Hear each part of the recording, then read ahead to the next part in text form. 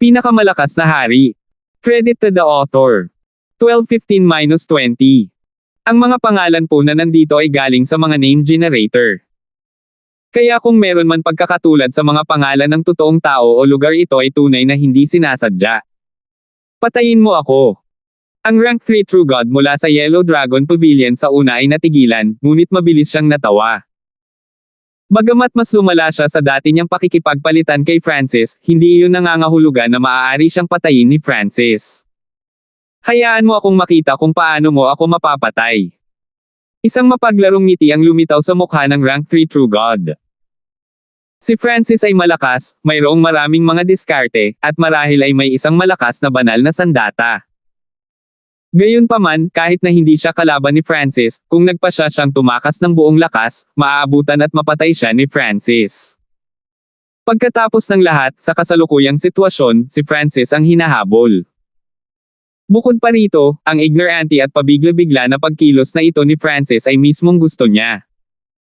Hanggat kaya niyang pigilan si Francis, magkakaroon ng oras ang mga reinforcement mula sa Yellow Dragon Pavilion para makahabol. Kapag dumating ang oras na iyon, mahihirapan si Francis na tumakas. Boom! Ang rank 3 na tunay na Diyos ay biglang nagsimulang lumaki, at isang layer ng madilim na dilaw na kaliskis ang lumitaw sa kanyang katawan. Nagpakita siya na parang isang mar-angel na bundok habang tinitipon niya ang earth energy ng mundo. Sky-destroying sacred lightning palm. Inipon ni Francis ang sarili niyang lakas at biglang nagpaputok ng palad ng 5 kulay na kidlat. Ang palad na ito ay kasing laki ng bundok at kumakalusko sa buong katawan dahil sa kuryente. Sa pagkakataong ito, pinagsama ni Francis ang 5 elements intent sa kanyang pag-atake. Metal, kahoy, tubig, apoy, lupa. Ang 5 layuning ito ay maaaring nasa unang antas lamang, ngunit ang kapangyarihang nabuo mula sa pagsasama-sama ng mga ito ay hindi maaaring maliitin. Boom! Hiss! Sa pagsulong ng 5 kulay na palad, hinihigop nito ang 5 elementong layunin ng mundo upang palakasin ang sarili. Napakalakas na enerhiya ng intent. Natigilan ng rank 3 True God. Ang palad na ginamit ni Francis ngayon ay eksaktong kapareho ng ginamit niya noon, ngunit ang kapangyarihan ay nasa bagong antas. Nangangahulugan ito na naging madali si Francis sa kanya noon. Ang kaisipang ito ay nagdulot ng labis na kalungkutan sa rank 3 True God. Galit na ngumuso ang tunay na Diyos habang pinapagana niya ang kanyang bloodline. Kaboom! Isang malawak at mabigat na kapangyarihan ang sumabog mula sa kanyang katawan. Lumobo ang katawan ng rank 3 True God, at sa huli ay nagkaroon siya ng anyo sa pagitan ng tao at dragon. Matapos ay activate ang kanyang bloodline, sinuntok niya ang kanyang malalaking braso, na ngayon ay natatakpan ng madilim na dilaw na kaliskis. Lahing dragon ng serpent ng lupa. Si Hana ay tumawag bilang babala. Ang Earth Serpent Dragon Race ay nireranggo sa ika-2619 sa 10,000 sinaunang lahi. Ito ay sikat sa kanyang lakas at mga kakayahan sa pagtatanggol. Mayroon din silang natatanging kakayahan na maunawaan ang Earth Intent. Boom! Bang! Bumagsak! Ang 5 kulay na palad ay tumama sa nabagong rank 3 True God, na nagpapadala ng malalakas na ripples ng intent energy sa buong mundo. Si Hana, na nasa tuktok lamang ng Mystic Light Realm, ay nakaramdam ng hindi komportableng presyon sa kanyang katawan, na nahihirapang huminga. Agad siyang umatras sa napakalayo na distansya. Gaano kalakas? Hindi ko akalaing magiging ganito kalakas ang binatang ito. Nakatutok ang magagandang mata ni Hana kay Francis. Ngunit biglang, ang 5 kulay na palad ng kidlat na hinarang ng rank 3 True God ay biglang sumabog na may kulay dugong apoy na agad na nilamon ang rank 3 True God. Ang apoy na ito ay may napakalakas na mga katangian ng kinakaing unti-unti at napakahirap patayin. Itong bloodline strength. Ang rank 3 na tunay na Diyos ay nagsimulang humagulgol. Ang bloodline na ito ay mukhang mas malakas pa kaysa sa kanyang Earth Serpent Dragon Race bloodline. Habang nagninangas ang apoy na ito, nararamdaman niya ang pag-aapoy ng kanyang dugo. Sa kanyang matinding paghihirap, naramdaman din niya ang paglaho ng kanyang Yuan Chi. Ang fire intent ni Francis ay umabot na sa level 1, at nang malaman ang 5 elements become one of the 5 elemental wind lightning technique, ang kanyang fire intent ay nasa bingit ng maabot ang level 2. Dahil dito, ang kombinasyon ng fire intent ni Francis at ng Ancient Blood Devil Sun ay nagbunga ng abnormal na antas ng kapangyarihan. Alab ng kidlat ng Tribulation ay isang bola ng kidlat ang namuo sa kaliwang mata ni Francis. Ngayon na ang rank 3 True God ay nasugatan ng Ancient Blood Devil Sun bloodline, maaaring direktang hampasin ni Francis. Boom! Bang! Isang baluktot na apoy ng Tribulation Lightning na may dalang nakakatakot na soul intent ang sumabog sa mukha ng rank 3 True God. Sumigaw ang rank 3 True God of Yellow Dragon Pavilion. Katawan lamang niya ang nasusunog ng apoy noon, ngunit ngayon ay parang hinihiwa ang kanyang kaluluwa, ang pahirap na sakit ng 10,000 hiwa ay patuloy na bumabagabag sa kanyang isipan. Lumilamon ng langit na palad. Binago ni Francis ang kanyang mga pag-atake, pinaikot ang kanyang space-time intent para gumamit ng ibang teknik. Ang space intent ni Francis ay nasa level 2 at ang kanyang time intent ay nasa level 1, at ang Heaven Engulfing Palm mismo ay isang average quality divine rank technique. Ang pamamaraan ng palad na ito ay mas malakas kaysa sa sky-destroying Sacred Lightning Palm. Ilang Heaven Engulfing Palms ang naglakbay sa kalawakan, halos agad na lumitaw sa harap ng rank 3 True God.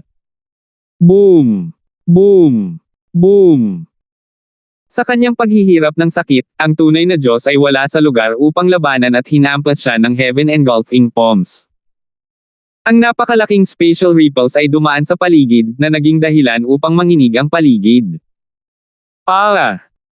Ang ranggo ng tatlong tunay na Diyos ay lumipad ng paatras ng ilang libong li, nag-iwan ng malagim na landas ng dugo sa kanyang kalagayan. Sa sandaling ito, ang kanyang kaluluwa, bloodline, at katawan ay lubos na nasugatan. Wala man lang siyang 40% ng kanyang pinakamataas na lakas. Tumakbo. Ang ranggo ng tatlong tunay na Diyos ay tumakas sa takot. Bees. Lumakas ang space intent habang sinimulan niyang i-activate ang kanyang escape technique. Madaling matalo ang isang rank 3 True God. Nanlamig si Hana sa gulat. Batay sa kasalukuyang kalagayan ng rank 3 True God, kahit na tumakas siya ng buong lakas, malamang na maabutin siya ni Francis at mapatay. Gayunpaman, malamang na hindi siya hahabulin ni Francis, dahil ang mga eksperto ng Yellow Dragon Pavilion ay papunta dito sa mismong sandaling ito. Sa tingin mo makakatakas ka? Malamig na tanong ni Francis, ang God Spiritual ay umaalingaw-ngaw na may space intent habang ikinukulong nito ang rehiyon. Spatial Lock ay isang invisible spatial energy ang kumakalat sa nakapalibot na espasyo. Ikinulong ni Francis ang lugar para sa 10,000 li sa palibot ng rank 3 True God. Hindi niya magagamit ang kanyang spatial escape technique, at maging ang paggamit niya ng space intent ay medyo pinaghigpitan. Ano? May alam ka ring sikretong sining na tulad nito? Gulat na sigaw ng rank 3 God. Napakahirap intindihin ang space intent, at napakabihirang din ng mga spatial technique. Ang rank 3 True God na ito ay mayroon lamang isang mababang kalidad na banal na sandata na may kakayahang mag-lockdown ng espasyo, ngunit maaaring gumamit si Francis ng isang spatial na bloodline technique na maaaring mag-lockdown ng espasyo. Alab ng Wind Lightning ay si Francis ay walang oras para sa kalokohan at agad na ginamit ang kanyang soul bloodline technique. Kakrak! Ang kulay lila na apoy ng kidlat ay sumabog sa ulo ng ikatlong tunay na Diyos. Ang mga apoy ng kidlat ay nagdulot ng kalituhan sa kanyang katawan at kaluluwa. Patawarin mo ako. Ang rank 3 True God ay nasugatan na, kaya natural na hindi niya matiis ang karagdagang pagdurusa na ito. Sky-destroying Sacred Lightning Palm. Pagkatapos gamitin ang kanyang bloodline technique, gumamit si Francis ng isa pang makapangyarihang kasanayan. Boom! Bang! Bumagsak! Ang napakalaking alon ng enerhiya ng intent ay dumaan patungo sa Yellow Dragon Pavilion True God. Nakatitig si Hana sa malayo, hindi nangangahas na paniwalaan ang kanyang mga mata. Nagawa ng isang quasi-god na masaktan ng husto ang isang rank 3 True God sa bilis na parang kidlat at tila handang kitilin ang kanyang buhay. Ang batang ito ba ay may gininto ang buhok ay hindi isang quasi-god na henyo mula sa isang 5-star na paksayon. Alab ng kidlat ng Tribulation Eye. Gumamit si Francis ng isang huling Tribulation Lightning Eye Bloodline technique para wakasan ang buhay ng Rank 3 True God. Tara na! Matapos patayin ng Rank 3 True God, kinuha ni Francis si Hana at agad na tumakas. Ginamit ni Francis ang lahat maliban sa kanyang mga trompeta para mabilis na patayin itong Rango na ikatlong tunay na Diyos. Higit pa rito, ang paggamit ng magkasunod na Eye Bloodline technique na iyon at iba pang mga kasanayan ay labis na nakakapagod kay Francis. Kung makakatagpo siya ng isa pang Rank 3 True God, malamang na hindi siya kayang labanan ni Francis. Hindi nagtagal, isang napakalaking pressure na maaaring dumurog sa lahat ng bagay sa mundo ang dumating sa eksena. Dalawang elder na may hindi kapani-paniwalang aura ang dumating sa lugar kung saan nahulog ang Rank 3 True God. Ang isa sa kanila ay ang tunay na Diyos na si Zion. Nagkaroon ng labanan dito, at naamoy ko ang kamatayan. Sinabi ng tunay na Diyos na si Zion na may malungkot na mukha. Ang message token na mayroon siya ay hindi makaugnayan ang Rank 3 True God, kaya kitang-kita kung ano ang nangyari. Ang brat na iyon ay may kakayahang pumatay ng isang Rank 3 True God. Hindi makapaniwalang sinabi ng tunay na Diyos na si Zion. Ikaw at ako ay napakabilis. Kahit na ang batang iyon ay may lakas ng isang Rango na tatlong tunay na Diyos, hindi niya maaaring mapatay ang isa ng ganoon kabilis. Sabi ng isa pang matanda. Mukhang mayroon siyang tulong ng ibang tao, kung hindi, mayroon siyang mahalagang kayamanan. Pagtatapos ng tunay na Diyos na si Zion. Hindi natin siya mapapaalis at si Hana. Ang dalawang figure ay harumped at nag-alis sa isang sweep ng kanilang manggas. Kasama ni Hana, ginamit ni Francis ang instant movement ng maraming beses, huminto lamang pagkatapos masakop ang 5 milyong li. Ang instant movement ay isa ng napakahirap na pamamaraan, at si Francis ay may bitbit na kasama niya. Ang paggamit nito ng magkakasunod na halos 10 beses ay mahalagang limitasyon niya. Siyempre, kung hindi lang dahil nakilala lang ni Francis si Hana at hindi siya masyadong nagtitiwala, sana ipinadala na lang siya nito sa space-time robe o sa kanyang interspatial dimension. Hindi niya basta-basta mailantad ang sikreto ng space-time robe, at mayroong hindi mabilang na mga kayamanan sa kanyang interspatial dimension na naisin ng sinuman sa ilalim ng antas ng sinaunang Diyos. Ang aking lubos na pasasalamat sa tulong ng benefactor. Ang batang ito ay hindi alam kung paano kababayaran, sinabi ni Hana ang kanyang pasasalamat kay Francis. Pagkatapos ay ginamit ni Hana ang kanyang eye intent, nagpapadala ng sobrang banayad na pag-akyat ng life intent sa katawan ni Francis. Sa isang iglap, nabuhayan si Francis, nawala ang kanyang pagod. Kasabay nito, nagsimulang dahan-daw ang pagalingin ng life energy ang mga sugat ni Francis, at pinalusog pa nito ang kanyang katawan at ibinalik ang kanyang yuan chi. Napakalangit na kakayahan. Si Francis ay namangha. Kung ang cultivation ni Hana ay mas mataas lang ng kaunti, ang mga epekto ng kanyang paggamot ay magiging mas malaki pa, at maaaring ito ay may kakayahang isulong ang sariling cultivation level ni Francis. Sa ilalim ng paggamot sa mata ng buhay, mabilis na nakabawi si Francis sa kanyang pinakamabuting kalagayan. Tawagin mo na lang akong Francis, simpleng sagot ni Francis. Ang paglalakbay patungo sa Zilling Zone ay magiging lubhang mahaba, at nakita ni Francis na medyo hindi komportable na tawaging benefactor. Malayo ang lalakarin natin doon.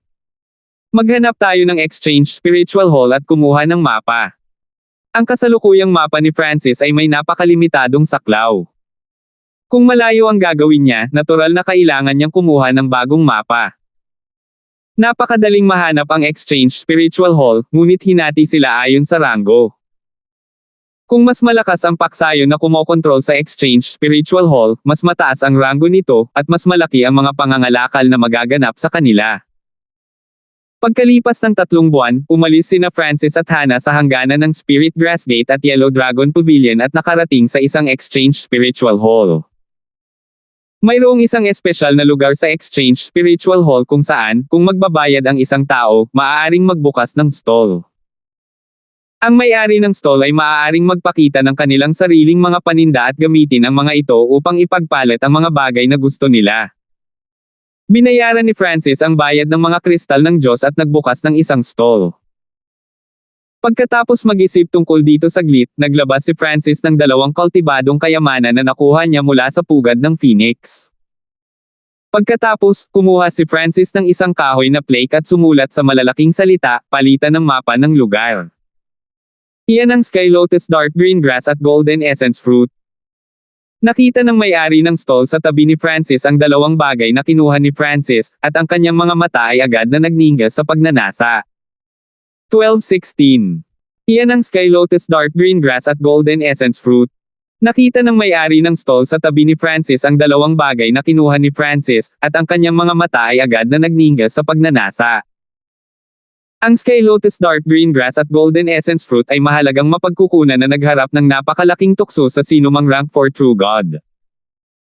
Pagkatapos, sinulyapan niya si Francis at napagtanto na hindi siya isang tunay na Diyos. Hindi niya maiwasang mapabuntong hininga at umiling. Kung kinukuha ni Francis ang 2 mahalagang mapagkukunang ito upang ipagpalit sa isang mapa, tiyak na naghahanap siya ng mapa na napakataas ng kalidad. Marahil isang maliit na bilang lamang ng rank 3 True Gods o rank 4 True Gods ang makakapagbigay kay Francis ng ganoong mapa. Ngunit sa Exchange Spiritual Hall na ito, ang rank 3 True Gods ay isang pambihirang tanawin, at ang rank 4 True Gods ay bibisita lamang minsan sa bawat ilang taon. Nangangahulugan ito na ang 2 kayamanan ni Francis ay malamang na hindi mapapalitan. Bagamat ipinagbawal ng Exchange Spiritual Hall ang pakikipaglaban, naglabas si Francis ng 2 napakahalagang kayamanan at walang lakas na panatilihin ang mga ito. Tiyak na binabantayan siya, at sa sandaling umalis siya sa Exchange Spiritual Hall, matatapos na ito para sa kanya. Ang 2 halamang ito ay masyadong mahalaga. Isang babaeng nakasuot ng puting belo na nakatayo sa tabi ni Francis ang nag-message sa kanya. Ang babaeng ito ay natural na Hana. Dahil ang Yellow Dragon Pavilion ay hindi malayo sa lugar na ito, ang balita na hinahanap si Hana ay tiyak na lihim na kumalat sa lugar. Para sa kapakanan ng kaligtasan, bumili si Francis ng isang espesyal na belo na maaaring pigilan ang Divine Sense at itago ang mukha ni Hana. Ngunit gayunpaman, ang tindig na inilabas niya at ang natural na sigla sa paligid niya ay imposibleng maitago. Hindi man makita ng mga bystanders ang kanyang mukha, siguradong masasabi nilang maganda siya. Walang dapat gawin. Kung wala tayong mapa, ang oras na aabutin para makarating sa Zilling Zone ay madodoble man lang, at mas mataas din ang pagkakataong mapunta sa panganib. Nag-message si Francis. Talaga bang hindi ka kabilang sa ilang malaking paksayon? Biglang tanong ni Hana.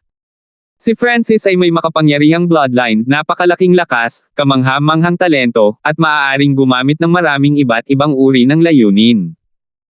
Mahirap isipin na ang gayong tao ay hindi miyembro ng ilang malaking paksayon. Ngunit kung may suporta si Francis ng isang malaking paksayon, hindi niya kailangang matakot sa Yellow Dragon Pavilion at magagamit niya ang teleportation array ng 4.5 bituin at pinakamataas na 4 na bituin na paksayon. Hindi ako, simpleng sagot ni Francis. Sa totoo lang, gusto ni Francis na lumikha ng pagkakakilanlan na magpapahintulot sa kanya na gamitin ang teleportation arrays ng 4.5 bituin na paksayon.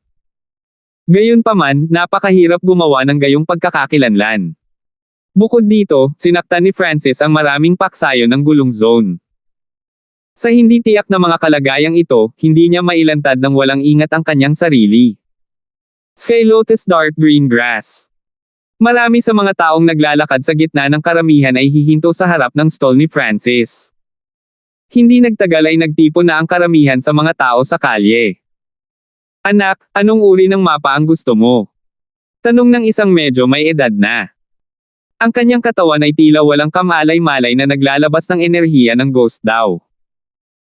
Ang mga may mahinang lakas na naging masyadong malapit ay maaaring hindi sinasadyang maapektuhan ang kanilang mga personalidad. Rango 2 tunay na Diyos. Ang mga mahihinang eksperto sa Mystic Light Realm ay agad na piniling mag-back up. Bagamat isa lamang itong rank 2 True God, ang lalaking ito ay isang Ghost Dao Cultivator, kaya mas mabuting huwag na lang siyang pukawin. Isang kumpletong mapa ng hindi bababa sa 8.5 bituin na paksayon, diretsyong sabi ni Francis.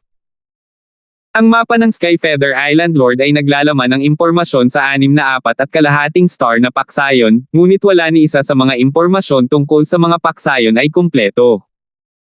Anak, masyadong mataas ang presyong iyan. Mayroon akong kumpletong mapa ng 6.4 bituin. Gusto mo bang mag-trade? Nanlamig ang mukha ng nasa katanghaliang gulang na lalaki, at isang makamulto na panggigipit ang nagsimulang magtipon sa paligid ni Francis. Isang mahinang ungol si Hannah. Maliwanag na ang kanyang Peak Mystic Light Realm cultivation ay nahirapang labanan ang pressure nitong rank 2 True God. Umalis ka sa harapan ko, Mata Ray, na sabi ni Francis. Sa sandaling sinabi niya ang mga salitang ito, lahat ng enerhiya ng ghost daw sa paligid niya ay agad na kumalat. Ikaw. Natigilan ng rank 2 True God. May gusto sana siyang sabihin pero pinigilan niya ang sarili. Mula sa pagpapakita ni Francis ngayon, nakita niya na si Francis ay hindi mas mahina kaysa sa kanyang sarili. Isang walang kabuluhang rank 2 quasi-god na kumukuha ng gayong mga kayamanan. Hindi ka hahayaang makatakas ng mga mangangaso ng Exchange Spiritual Hall. Ang rank 2 True God ay umatras sa gilid na may malamig na harumph. Sa Exchange Spiritual Halls, maaaring makapasok ang sinumang nagbayad ng bayad. Gayunpaman, ang isang partikular na klase ng mga tao ay hindi pumunta sa Exchange Spiritual Hall para makipagpalitan ng anuman, ngunit upang maghanap ng biktima. Ito ang mga taong tinawag na mangangaso. Kapag nakita ng mga mangangaso na ito ang isang bagay na gusto nila, magtatago sila sa malapit at hihintayin ang kanilang target na umalis sa Exchange Spiritual Hall. Bukod dito, ang mga mangangaso na ito ay palaging nagtitipon sa mga grupo ng 3 hanggang 5. Para sa kadahilanang ito, ang mga tao ay karaniwang bumubuo ng mga grupo kapag pupunta sa isang Exchange Spiritual Hall o kumukuha ng mga eksperto bilang mga bodyguard. Haha, mga mangangaso. Marahan na tumawa si Francis. Kani-kanina lang, nang pumunta siya sa Exchange Spiritual Hall ng Blue-Eyed Ice Wolf Race at kumuha ng isang bungkos ng mga kayamanan, napunta siya sa target ng Blue-Eyed Ice Wolf Race. Ngunit sa huli, pinatay ni Francis ang lahat ng kanilang mga mangangaso, isa-isa. Sa sandaling ito, naramdaman na ni Francis na maraming masasamang tingin at uhaw sa dugo ang nakatingin sa kanya mula sa mga anino. Gayunpaman, ang mga antas ng paglilinang ng mga taong ito ay hindi masyadong mataas. Pagkatapos ng lahat, ito ay hindi isang napakataas na ranggo ng Exchange Spiritual Hall. Ang rank 3 True Gods ay bihirang lumitaw dito. Parami ang pumunta sa stall ni Francis upang magtanong tungkol sa isang palitan. 2 sa kanila ang aktwal na nakaabot sa kahilingan ni Francis ng kumpletong mapa ng 8.4 bituin na paksayon. Gayunpaman, ang 2 mapa na ito ay naglalaman ng impormasyon sa mga paksayon na alam na ni Francis, kaya walang ginawang deal. Makalipas ang isang araw, hindi pa rin nakukuha ni Francis ang mapa na gusto niya, ngunit mas marami pa siyang taong nanunood sa kanya mula sa mga anino. Napakakaunting rank 4 True Gods ang madalas na dumadalaw sa Exchange Spiritual Hall na ito. Mukhang napakahirap para sa akin na makipagdeal, buntong hininga si Francis. Sky Lotus Dark Green Grass. Sa oras na ito, maraming malalakas at nagtatakang boses ang nagmula sa malapit. 4 na tao ang lumapit sa stall ni Francis. 2 ang binata, ang isa ay babae, at ang isa ay isang napaka-reserved na elder na may hindi maarak na aura. Ang 3 kabataan ay pawang may natatanging katangian. Ang kanilang balat ay itim, ang kanilang mga pupil ay puti, at ang kanilang mga mukha ay malamig at nakakatakot. Ito ang Nether Ghost Race. Hindi ba't ang 3 ito ay mga kahangahangang quasi-god ng Nether Ghost Race? Ang binatang iyon na nangunguna sa kanila ay quasi-god Mogo. Nakilala ng ilang bystanders ang grupong ito at nagsimulang tumabi. Ang Nether Ghost Race ay isang 4.5 star na paksayon ng gulong zone. Ito ay isang medyo mas malakas na pag-iral sa par sa Yellow Dragon Pavilion. Gusto ko itong Sky Lotus Dark Green Grass. Ibinaling ni quasi-god Mogo ang kanyang masasamang puting estudyante kay Francis at nagpahayag. Isang kumpletong mapa ng 8 4.5 star factions, tumingin sa likod si Francis at sumagot. Ang quasi-god Mogo ay isa lamang rank 2 quasi-god, sa parehong antas ng quasi-god Locke at quasi-god Leroy, ang mga nakilala niya sa Ancient Dream Realm. Manem. Isang pahiwatig ng layunin ng pagpatay ang sumilay sa mga mata ni quasi-god Mogo. Hindi niya inaasahan na ang isang quasi-god na nagtayo ng stall sa Exchange Spiritual Hall na ito ay magpapasya na hindi siya bibigyan ng anumang mukha. Pagkatapos ng lahat, ang kanyang Nether Ghost Race ay isang pangkat na 4.5 bituin na pinamumunuan ng isang sinaunang Diyos. Isang 4.5 bituin na paksayon ang namamahala sa 12-dosenang 4 na bituin na paksayon at kinokontrol ang halos 20 Exchange Spiritual Hall. Ang mga patakaran ng Exchange Spiritual Hall na ito ay may bisa sa 4 na bituin na paksayon, ngunit sila ay walang silbi sa 4.5 bituin na paksayon na namamahala sa kanilang lahat. Ang mga panuntunan ay mga tool lamang na ginamit ng mga nasa itaas upang paghigpitin ang mga nasa ibaba. Ang mahihina lamang ang kailangang sumunod sa kanila. Huwag kang gumawa ng gulo, mahinang sabi ng elder sa tabi ng quasi-god na si Mogo. Ang Exchange Spiritual Hall na ito ay wala sa teritoryo ng Nether Ghost Race, kung hindi ay hindi niya ipaalala ang quasi-god Mogo. Bigyan mo ng kaunting mukha ang Nether Ghost Race. Bibigyan kita ng mapa na naglalaman ng impormasyon sa 4 na pangkat na 4.5 bituin, at ibibigay mo sa akin ang Sky Lotus Dark Green Grass, patuloy ng elder.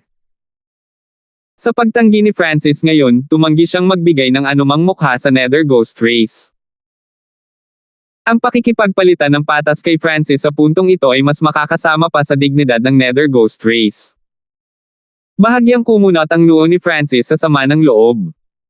Kung mayroon siyang malakas na lakas o nakakatakot na pagkakakilanlan, hinding-hindi siya mabubuli ng ganito. Naparito ako upang makipagpalitan ng mapa, hindi bigyan ka ng mukha. Malamig na sagot ni Francis. Manem. Sa pagkakataong ito, napakunot ang noo ng matanda, at nagsimulang dumaan ang isang hindi nakikitang presyon sa lugar. Oh! Woo! Nagdilim ang paligid, at maririnig ang nakakatakot na pag-iyak ng mga multo. Ranggo ng 4 na tunay na Diyos. Natigilan, medyo maraming tao ang nagsimulang magmadaling umatras. Ang elder na ito ay isang rank 4 true god na sinusuportahan ng Nether Ghost Race. Kahit na nakapatay siya ng tao sa Exchange Spiritual Hall, malamang na walang sasabihin ang controller ng hall. Ilang tao ang naawa kay Francis. Maging ang mga mangangaso na iyon ay sumuko sa kanilang target. Haha, gusto ng mga tao ng Nether Ghost Race na atakihin ang isang tao sa loob ng Exchange Spiritual Hall. Tawa ang galing sa malapit. Kumislap ang mga mata ni Francis. Nakita niyang pamilyar ang boses, ngunit hindi niya maalala kung saan. Hindi ba ito ang quasi-god Janfeng ng Sky Haze Race? Lumingon ang quasi-god na si Mogo ng Nether Ghost Race na may malamig na tingin sa figurang lumilipad dito. Ang elder ng Nether Ghost Race ay sumulyap ng ilang sulyap sa asol na buhok na matandang babae na nakatayo sa likod ng quasi-god na si Janfeng. Quasi-god Janfeng, ano ang ibig mong sabihin dito? Siguradong hindi nakagawa ng ganoong bagay ang aking Nether Ghost Race. Malamig na pinandilatan ni quasi-god Mogo si quasi-god Janfeng. Brother Hanford, hindi ko akalain na makakasundo kita dito. Ang quasi-god na si Janfeng ay dumiretso kay Francis na may ngiti sa kanyang mukha. Ang quasi-god Janfeng, ang kahangahangang Sky Haze Race, ay ang mismong nasa Phoenix Forest na nag-imbite kay Francis at ang Golden Armed Race na salakayin ang Phoenix Nest. Ngumuso si quasi-god Mogo, ang kanyang ekspresyon ay madilim. Nagtanong lang siya ng quasi-god Janfeng, ngunit hindi siya pinansin ni Janfeng at dumiretso sa may-ari ng stall. Gayunpaman, medyo nagulat si Mogo nang marinig na tinawag ni quasi-god Janfeng ang may-ari ng stall na Brother Hanford. Medyo may reputasyon si quasi-god Janfeng sa Sky Haze Race. Kahit sinong tinawag niyang kapatid ay kailangang may katayuan. Ito ay isang mapa ng 8.25 bituin o mas mataas na mga paksayon. Gusto ko ang Sky Lotus Dark Green Grass. Biglang nagsalita ang elder ng Nether Ghost Race, kumuha ng Jade Token na kakabrand lang niya sa impormasyon. Ang Sky Haze Race ay isang peak 4-star faction na mas malakas kaysa sa Nether Ghost Race. Kilala pa ng quasi-god na si Janfeng si Francis. Sa madaling salita, kung gusto ng Nether Ghost Race ang Sky Lotus Dark Greengrass, makakagawa lang ito ng patas na palitan. Sorry, nagsasara ako ng shop. Sa isang mahinang ngiti, iniligpit ni Francis ang dalawang halamang gamot, binuwag ang stall, at nagsimulang maglakad patungo kay Janfeng. Bagamat isang beses lang niya nakilala ang quasi-god na si Janfeng, ang quasi-god na ito ay may napaka-refresh at relaxed na personalidad. Hindi siya isa para sa mga pukana at pagtataksil. Kung hindi, ang quasi-god na si Janfeng ay hindi darating sa kanyang sarili upang tulungan si Francis mula sa kanyang problema. Malinaw na gusto niyang makipagkaibigan kay Francis. Dahil ito ang kaso, malamang na makuha lang ni Francis ang mapa na gusto niya mula sa Sky Haze Race, o marahil ay direktang gamitin ang teleportation array nito. Dahil dito, hindi na kailangang ipagpatuloy ang pagpapakita ng kanyang mga paninda sa stall. Junior, napakatapang mo. Ang mga mata ng matandang Nether Ghost Race ay kumikinang na may nakakatakot na liwanag, at huminto siya sa pagitan ng bawat salita niya. 12-17. Junior, napakatapang mo. Ang mga mata ng matandang Nether Ghost Race ay kumikinang na may nakakatakot na liwanag, at huminto siya sa pagitan ng bawat salita niya. Ang nagyayelong layuning ito na pumatay ay kakaiba kaya't nanginig ang lahat sa malapit. Tara na. Sa galit na singgal, pinaalis ng elder ng Nether Ghost Race ang kanyang mga junior. Kung hindi dahil sa katotohanang naruroon ang mga tao mula sa Sky Haze Race at nakilala ni quasi-god Janfeng si Francis, napatay na sana niya si Francis. Nang mawala na ang mga tao sa Nether Ghost Race, lahat ng iba ay agad na nakahinga ng maluwag. Ang panggigipit at layunin ng pagpatay ng isang rank 4 true god ay hindi madaling tiisin. Napakadelikado. Hindi ko akalain na may kakilala rin pala siya sa Sky Haze Race. Bahagyang nagulat si Hana. Bagamat sapat ang lakas ni Francis na hindi siya papatayin ng isang ranggo ng 4 na tunay na Diyos, tiyak na malantad silang dalawa. Sa kabutihang palad, may kakilala si Francis mula sa Sky Haze Race, na nagpapahintulot sa kanya na lutisin ang krisis na ito nang hindi lumalaban. Ang Sky Haze Race ay isang peak 4-star faction, isang antas na mas mataas kaysa sa Spirit Grass Gate at Yellow Dragon Pavilion. Quasi-god Janfeng, lubos kong pasasalamat sa iyong tulong sa paglutas ng problemang ito. Lumapit si Francis kay quasi-god Janfeng at ngumiti. Pakiusap. Kung hindi nakuha ni Brother Hanford si Harry sa pugad ng Phoenix, hinihila ang puwersa ng Skywater Yao Race. Tumingin si quasi-god Janfeng kay Francis ng may papuri. Sa Wild Ancient Secret Dimension, sa harap ng maraming true god expert ng Skywater Yao Race, tinalo at nakuha ni Francis si Harry na hinihila ang puwersa ng Skywater Yao Race. Sa huli, nagawa pa niyang makatakas mula sa isang rank 4 true god. Ang quasi-god na si Janfeng ay napuno ng paghanga para sa gayong mga gawa. Bilang karagdagan, ito ay tiyak na dahil si Francis ay hinaila ang mga eksperto ng Skywater Yao Race kaya ang Sky Haze Race ay nagawang makawala sa kanilang sarili mula sa mapanganib na sitwasyon. Nang marinig ito, ang matandang babae ng Sky Haze Race at ang batang babaeng may asul na buhok na kasama nila ay hindi maiwasang mapatingin kay Francis. Nabalitaan din nila ang nangyari sa Sky Haze Race sa Phoenix na kasunod. Noong panahong iyon, ang Sky Haze Race ay pinipilit ng Skywater Yao Race at isa pang peak 4-star race. Nang makuha ni Francis si Harry at pigilan ng Skywater Yao Race, ang Sky Haze Race ay nakatakas. Nahuli niya si Harry, nagbanta sa ika-4 na ranggo na tunay na Diyos, at maayos pa ring nakatakas. Ang batang ito na may gininto ang buhok ay talagang hindi simple. Bahagyang tumango ang may asul na matandang babae ng Sky Haze Race. Para sa quasi-god na si Janfeng na bumuo ng isang relasyon sa tulad ng isang mahuhusay na individual ay isang biyaya para sa Sky Haze Race.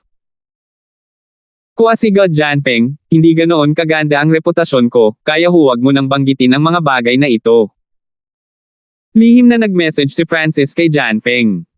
Naiintindihan. Naunawaan kaagad ni Quasi-God Janfeng. Ang mga aksyon ni Francis noon ay masasabing lubusang nasaktan ang Skywater Yao race. Walang malaking paksayon si Francis na sumusuporta sa kanya, kaya umaasa si Francis na hindi masyadong kumalat ang kanyang pangalan para maiwasan ang Skywater Yao race na manghuli sa kanya. Brother Hanford, kailangan mo ng mapa ng kalapit na lugar. Biglang tanong ni Quasi-God Janfeng. Oo. Kailangan kong umalis sa gulong zone at maglakbay ng napakalayo, direktang sabi ni Francis.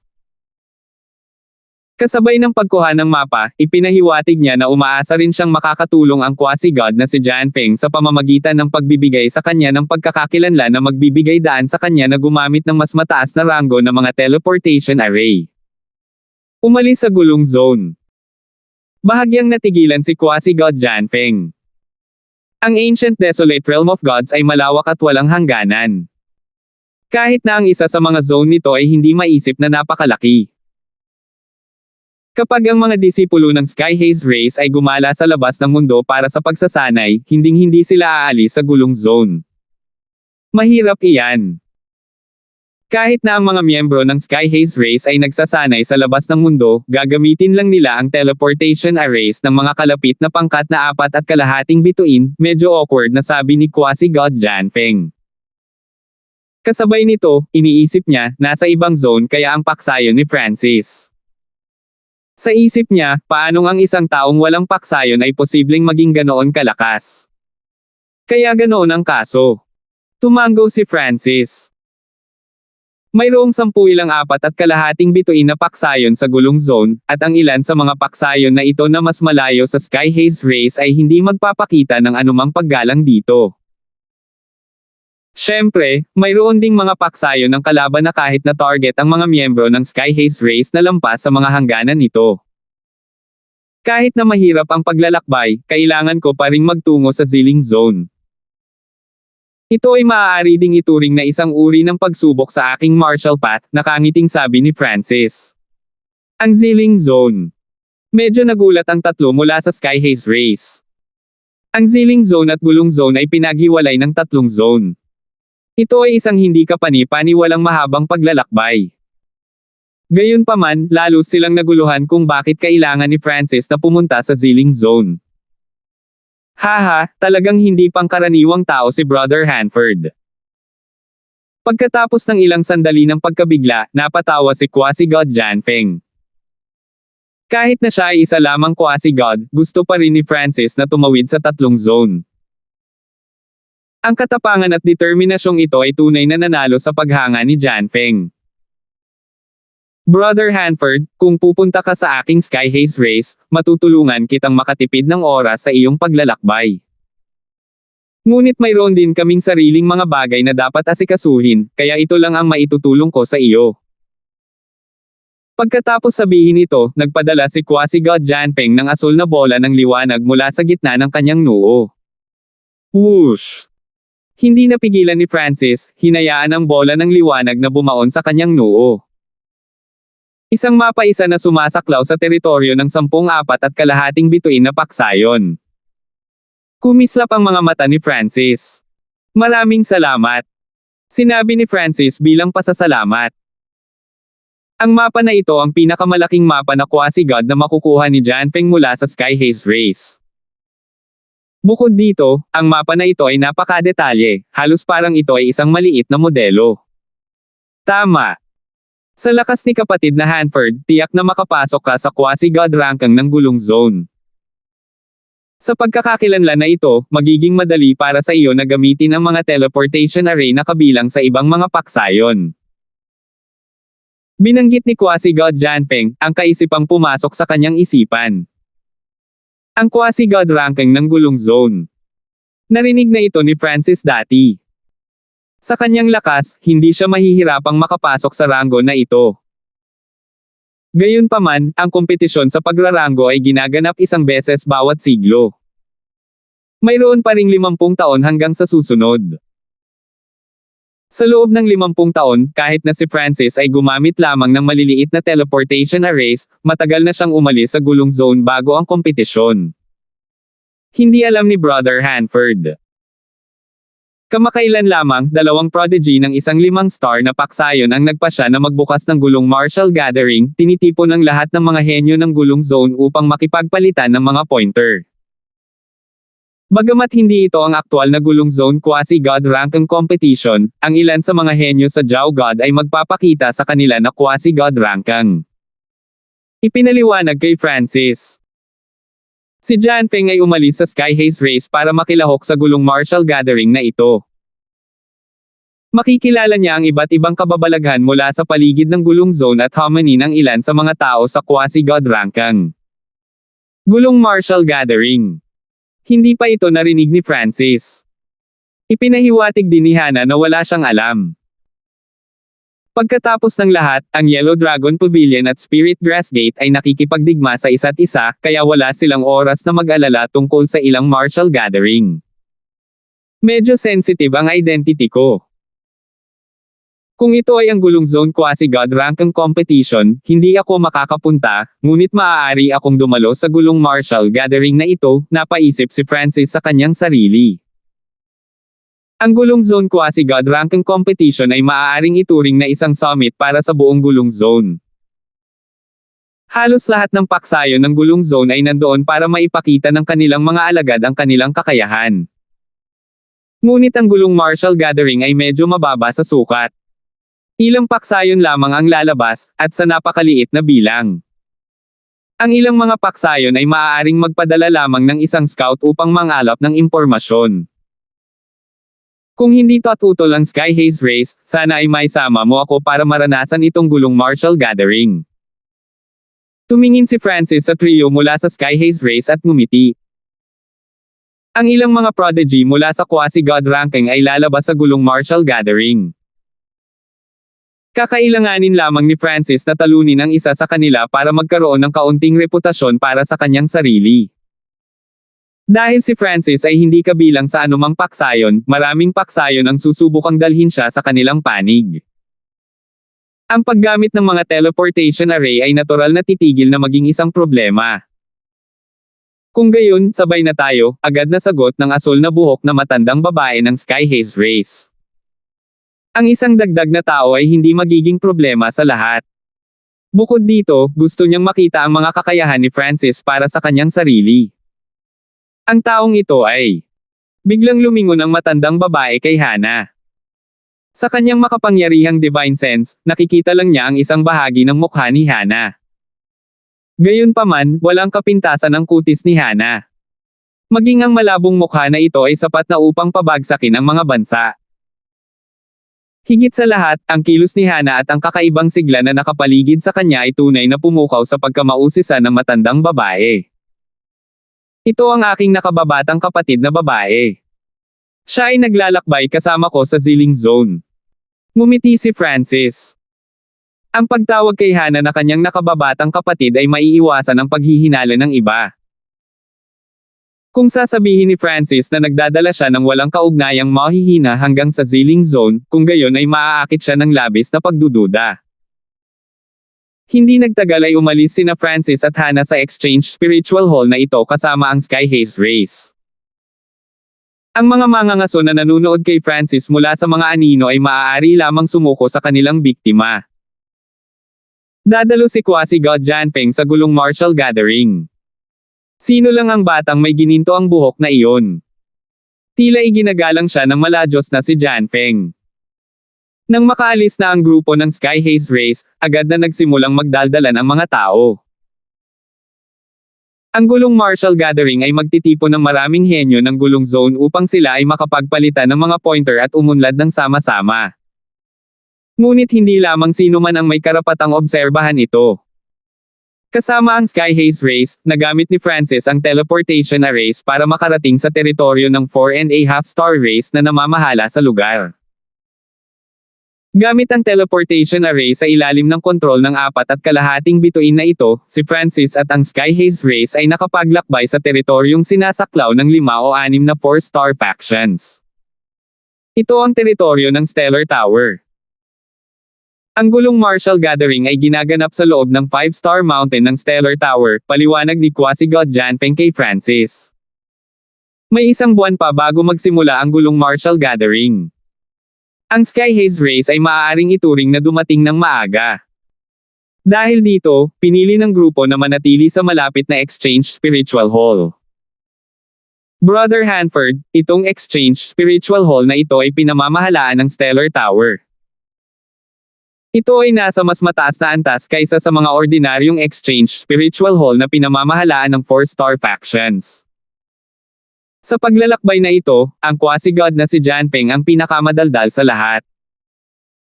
Kasunod niya ay ang quasi-god girl ng Sky Haze Race, habang halos walang sinabi si Hana. Manam, iba talaga. Sa pagtingin sa paligid, nakita ni Francis na ang Exchange Spiritual Hall na ito ay hindi bababa sa 5 beses na mas malaki kaysa sa Exchange Spiritual Hall ng Sky Feather Island. Ang isang ordinaryong tao lamang ay walang pangitain upang makita kung saan ito natapos. Sa loob ng Exchange Spiritual Hall, makikita ang lahat ng uri ng sinaunang, kahanga-hanga, at misteryosong mga gusali. Bilang karagdagan, dahil sa gulong Martial Gathering, ang lahat ng Exchange Spiritual Hall sa teritoryo ng Stellar Tower ay napuno. Ang Rank 2 at Rank 3 True Gods ay makikita saan man tumingin, at maging ang Rank 4 True Gods ay isang pangkaraniwang tanawin. Quasi-God Look. Nakita ni Francis si Quasi-God Look sa isa sa mga gusali. Malinaw na hindi napansin ni Look si Francis. Kung tutuusin, napakaraming tao, at madali para sa isang tao na hindi mapansin sa karamihan. Mukhang kinakatawa ni Quasi-God Look ang Golden Jade Ray sa gulong Martial Gathering, bulong ni Francis. Si Francis ay kasama sa Sky Haze Race ngayon, kaya kahit na napansin ni Quasi-God Look si Francis, hindi siya mangangahas na gumawa ng anuman. 12:18. Ang lokasyon ng gulong Martial Gathering ay ang 5-star mountain ng Stellar Tower. Ang tuktok ng 5-star mountain ay nabuo mula sa matigas na puting kristal at kulay abong bato. Kahit na sa gabi, ito ay naglabas ng mahinang liwanag. May 5 bundok na nakapalibot dito sa hugis ng isang pentagon, kaya ito ay bininyagan na 5-star mountain. Nagsimula na ang pagtatayo sa 5-star mountain ilang taon na ang nakararaan. Maraming mga tore at pavilion ang naitayo sa 5 bundok, at isang napakalaking yugto ng labanan ang naitayo sa bundok sa pinakagitna. Hindi pa nagsisimula ang gulong Martial Gathering, ngunit hindi na mabilang na mga manunood ang nagtipon na sa paligid ng 5-star mountain. Nabalitaan ko na ang Martial Gathering na ito ay inorganisa ng 2 prodigy na kabilang sa 5-star factions ng gulong zone, Quasi-Gods Felix at Cora. Nakaranggo sila sa ika-4 at ika-7 ayon sa pagkakasunod-sunod sa Quasi-God ranking. Siguro kung alinman sa 20 sa Quasi-God ranking ang lalabas. Sa paligid ng 5-star mountain, maraming tao ang nag-uusap kung ano ang maaaring mangyari sa Martial Gathering na ito. Maraming tao ang naniniwala na ang gulong Martial Gathering ay talagang panimula lamang sa Quasi-God ranking competition. Hindi mabilang na mga eksperto ang nagtipon sa paligid ng 5-star mountain. Gayunpaman, walang nakakaalam na, sa ilalim ng bundok sa gitna ng 5-star mountain, isang tao ang nagtatago. Damn it! Maayos naman ang takbo ng lahat, kaya bakit sila nagpasya na magdaos ng Martial Gathering sa tuktok mismo ng 5-star mountain? Itim ang balat ng lalaking ito, ngunit kumikinang ang kanyang mga mata. Sa harap niya ay may pintong bato. Sa pintuan ay isang komplikadong hanay ng mga silang. Ang ceiling array ay nasa hugis ng isang pentagon. Ang kapangyarihan ng 5 elemento ay kumalat mula sa bawat sulok ng pentagon upang protektahan ang espasyong ito. Ang lugar na ito ay tiyak na kung saan ang 5 Elements Godlord ay dating nilinang. 4 na taon na ang nakalipas. Isang piraso na lang ang layo ko para masira ang selyong ito. Nakakrus ang paa sa harap ng pinto ang lalaking nakaitim ang balat.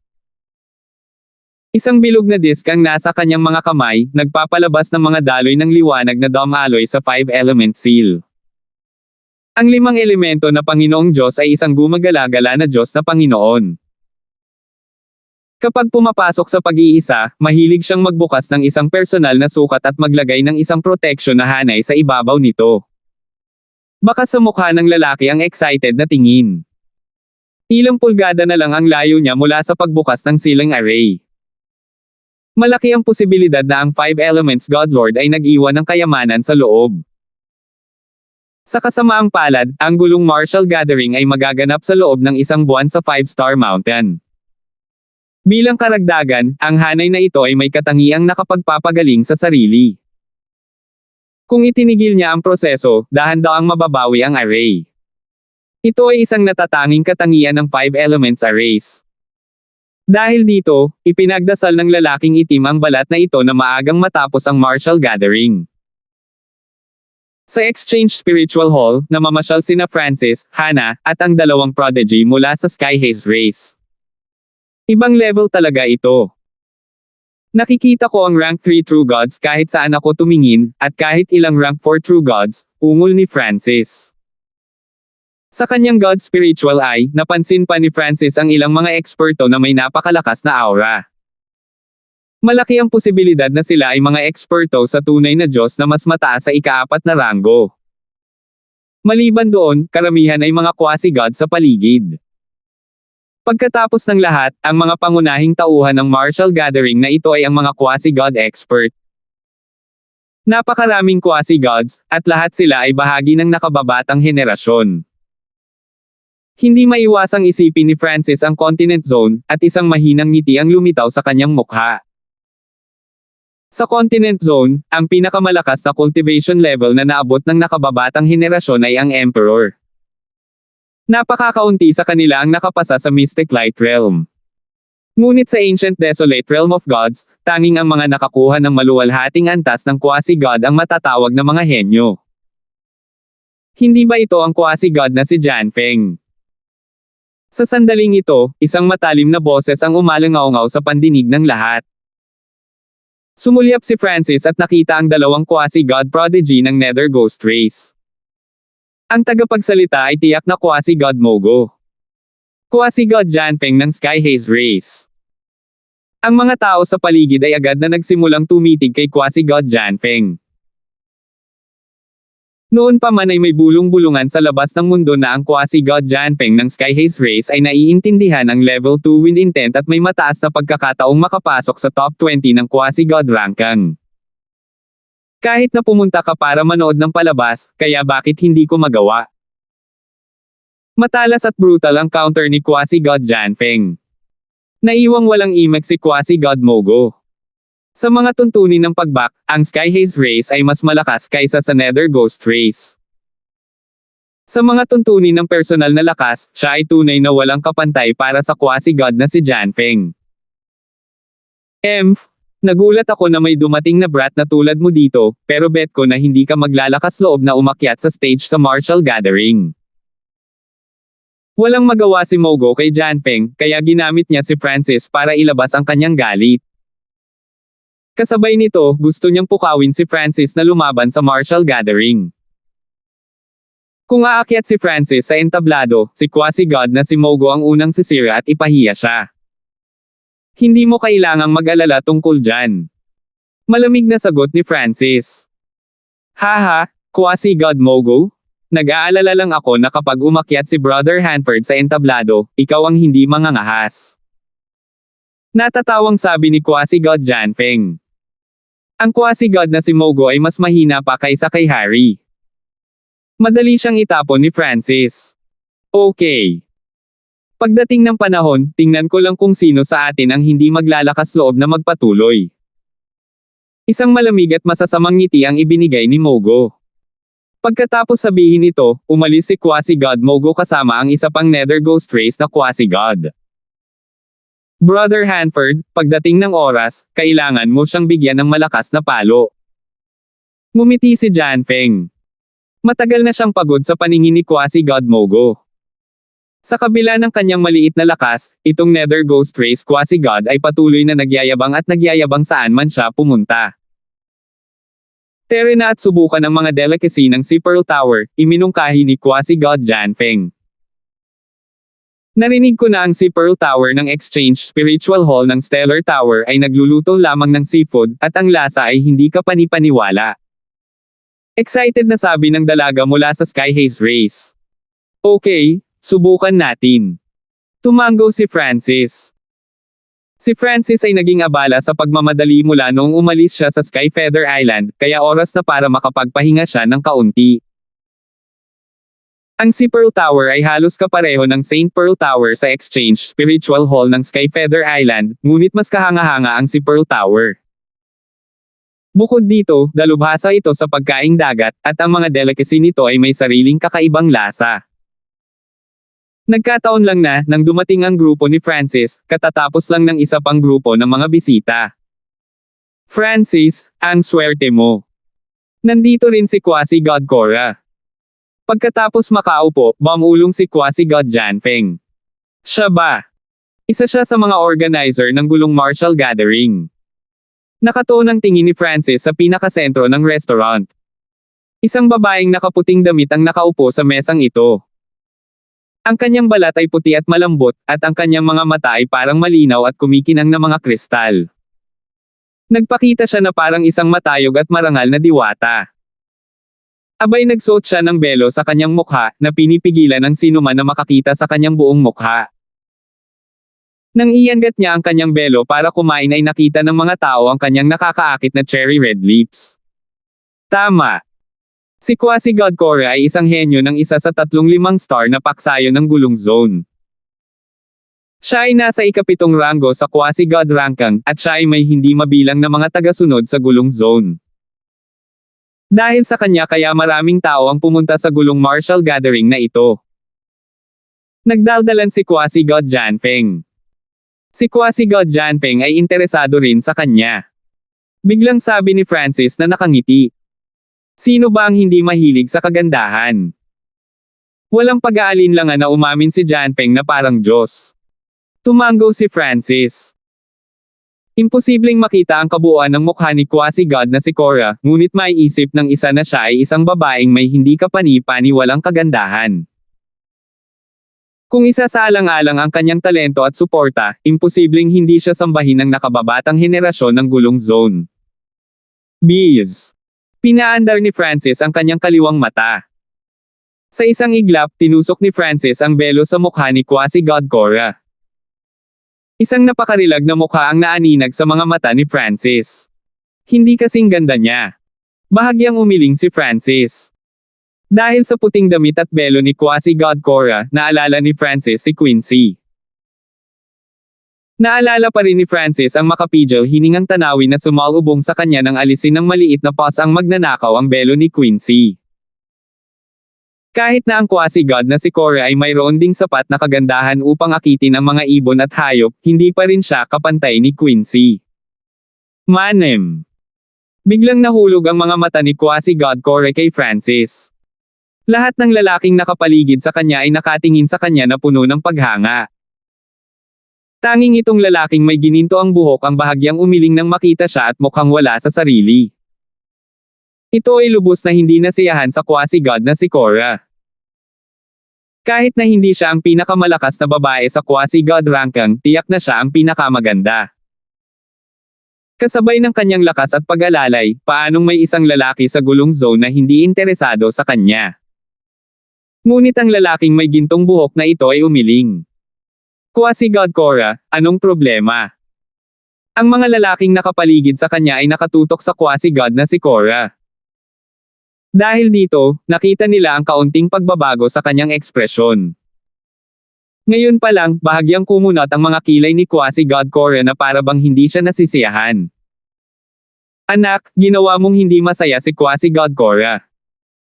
Isang gwapo at matikas na lalaking nakaitim ang sinundan ng tingin ni Quasi God Cora at nakita si Francis, at isang malamig na saway ang agad na lumabas sa kanyang bibig. Kaya ang brat na iyon. Unti-unting napansin ng ibang mga lalaki si Francis, at lumitaw ang puot sa kanilang mga mata. Kasabay nito, nakaramdam sila ng ilang panghihinayang. Nawalan sila ng napakagandang pagkakataon na magpakitang gila sa harap ni Quasi God Cora sa lalaking nakaitim. Walang sinabi si Francis. Hindi niya akalain na ang isang pag-iling ng kanyang ulo ay magiging sanhi ng kaguluhan. Ngunit ito ang Exchange Spiritual Hall. Hindi siya kayang salakayin ng taong ito, kaya walang ganang magpaliwanag si Francis. Sino lang ang nagpalungkot kay Quasi-God Core? Maraming tao ang bumaba mula sa ikalawang palapag. Ang nagtanong nito ay isang kabataang nakaputing damit na may ngiti sa kanyang mapagmataas na mukha. Sinundan ng binata na nakaputi ang damit sa mga mata ng karamihan at mabilis na nahanap si Francis. Quasi-God Janpeng, ito ba ay itinuturing din na swerte? Walang magawang ngumiti si Francis. Namilog ang mga mata ni Quasi-God Janpeng, at pagkatapos ay tumawa siya ng nahihiyang. Dahil ang kabataang ito na nakaputing damit ay si Harry ng Skywater Yaw Race. Ikaw kasi. Ang mga mata ni Harry ay naging madilim, at ang kanyang buong katawan ay nagsimulang manginig sa galit. Noon, hindi lang siya natalo ni Francis sa harap ng napakaraming tao, kundi na hostage pa siya. Sa huli, napilitang tumakas si Francis sa Forest of Death. Nagulat siya nang biglang kumalat ang death mist sa Forest of Death. Marahil ito mismo ang nagbigay daan kay Francis na mabuhay. Harry, anong problema? Bulong ng isang malayong lalaki na may nakakaakit na kagandahan na nakatayo sa tabi ni Harry. Quasi-God Brent ng Skywater Yaw Race. Agad na nakatuon ang lahat sa lalaking nakatayo sa tabi ni Harry. Tunay na si Harry ay isang henyo ng Skywater Yaw Race, ngunit ang pinakamalakas na henyo ng Skywater Yaw Race ay si Quasi-God Brent, na nireranggo sa ika-17 sa Quasi-God Ranking. Hindi ko akalain na darating din si Quasi-God Brent. Isang pagnanais na lumaban ang kumislap sa mga mata ni Quasi-God Janpeng. Isa pa sa nangungunang 20 Quasi-Gods ang lumitaw. Siya ang mula sa Wild Ancient Secret Dimension.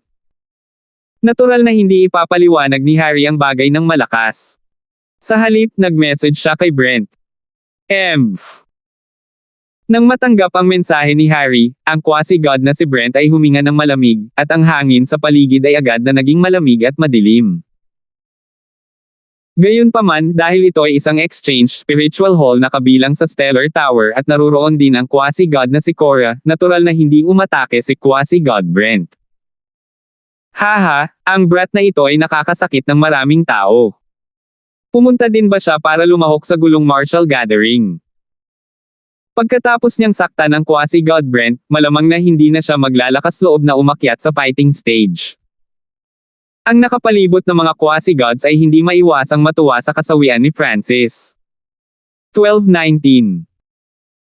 Ang hitsura ng Skywater Yaw Race ay nawala ng gana kina Francis at Quasi-God Janpeng. Matapos matikman ang ilan sa mga pagkaing gawa sa mga nilalang ng malalim na dagat, umalis ang grupo ni Francis. May ilang oras pa bago ang gulong martial gathering. Ano ang plano ni Brother Hanford? Tanong ni Quasi-God Janpeng. Siya ang nagmungkahi na pumunta sa Sea Pearl Tower, hindi alam na lalabas ang mga tao mula sa Skywater Yaw Race.